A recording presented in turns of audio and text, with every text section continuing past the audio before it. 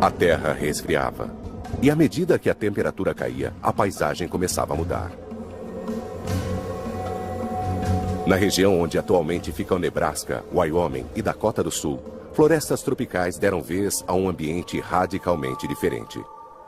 Com o desaparecimento das florestas, os animais tiveram de se adaptar a um mundo muito mais perigoso, com espaços abertos e sem lugar para se esconder. Neste mundo, só havia uma forma de sobreviver: correr para se salvar. Camelos e cavalos se adaptaram ao campo aberto. E a única forma de escapar dos predadores era sendo veloz. Com a evolução das presas, os predadores também tiveram de mudar. Nesta corrida, somente os mais velozes e mais fortes não passavam fome. Havia falsos dentes de sabre, criaturas semelhantes aos felinos, capazes de matar com uma mordida. E o temível hienodonte, com suas mandíbulas letais.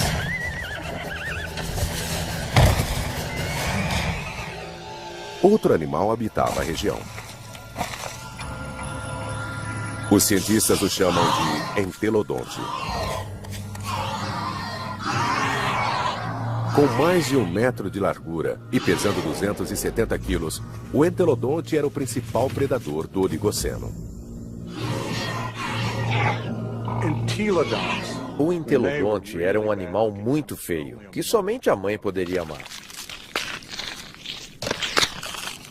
Se você fosse um animal qualquer e visse uma dessas coisas, acho que iria na direção oposta. Os paleontólogos sempre encararam o poder do entelodonte com reverência. Mas seu comportamento é um dos maiores enigmas da evolução. Ele seria de fato um caçador? Ou apenas usava o corpo robusto para se proteger de outros predadores? Com todo esse poder para morder e mastigar, era bom ficar longe da boca dessa fera. Olhe só, veja o tamanho do crânio, veja todos esses dentes. Não existe outro animal como este. O termo entelodonte significa dentes perfeitos. Seus dentes tinham um sistema perfeito, o que dava a essa criatura uma mordida feroz. O poder da mordida vinha de 2 grandes ossos malares que alavancavam os músculos, movimentando as mandíbulas mais letais de seu tempo. Elas abriam 90 graus e eram mais fortes que as de um hipopótamo ou um crocodilo. Essa fera foi projetada para morder. Mas o que comia e por que continua sendo um mistério. Entelodonte não possui parentes modernos. Por isso, é mais difícil para um paleontólogo imaginar como eles viviam. O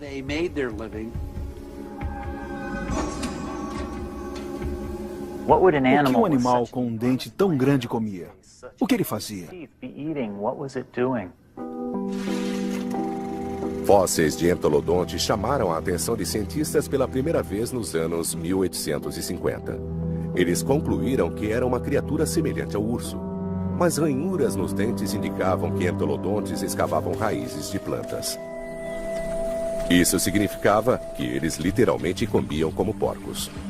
Atualmente, a análise científica confirmou que o parente mais próximo do entelodonte é o porco. Mas embora ele tenha características de porco, cientistas tentam colocá-lo em uma categoria própria. Em muitos aspectos são parecidos com porcos, mas também são parecidos com ursos, são parecidos com hienas.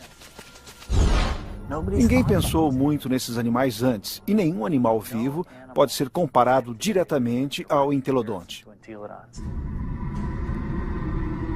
O estilo de vida dos entelodontes apresenta questões difíceis aos paleontólogos. Uma nova geração de cientistas estuda o entelodonte para determinar por que esse animal herbívoro tinha dentes de carnívoro. O entelodonte possuía 4 tipos de dentes: caninos, incisivos, pré-molares e molares no fundo. Os molares no fundo eram ideais para mastigar a vegetação.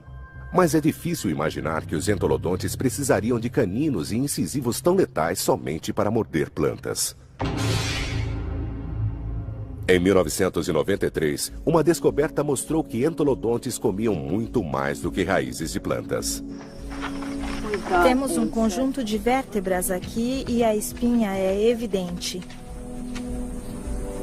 Durante mais de 15 anos, esse sítio em Dakota do Sul forneceu aos paleontólogos inúmeros fósseis de animais contemporâneos do entolodonte.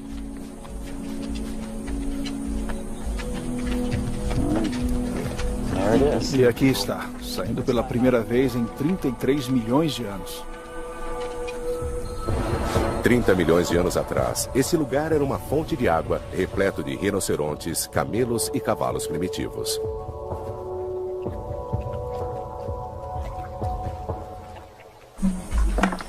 Temos algumas costelas.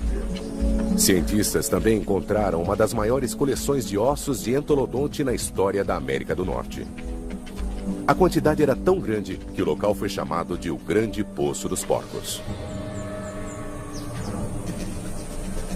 Caçadores de fósseis também encontraram o equivalente pré-histórico de impressões digitais, marcas de dentes de entolodontes em ossos dos maiores e mais velozes animais da época. Aqui temos marcas de mordidas ao longo da margem dorsal do crânio deste rinoceronte.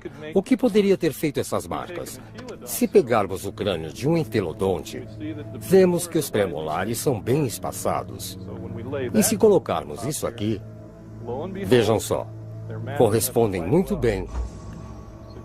O que mostra que este animal é pelo menos um ótimo candidato a ter mordido a cabeça desse rinoceronte.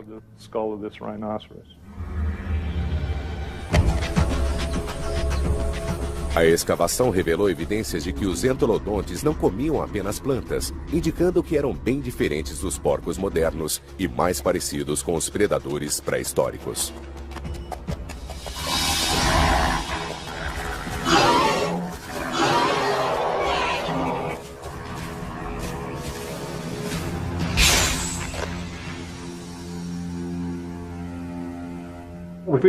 Se olharmos a frente da boca de um entelodonte, vemos que tem uma mordida muito forte, que entrelaça. Os dentes se fecham assim. As pontas dos dentes não se tocam, por isso não eram usados para cortar vegetação. Além de entrelaçados, os dentes eram levemente inclinados para frente, dando ao animal a capacidade de prender e puxar, uma característica desnecessária aos herbívoros, mas necessária aos carnívoros.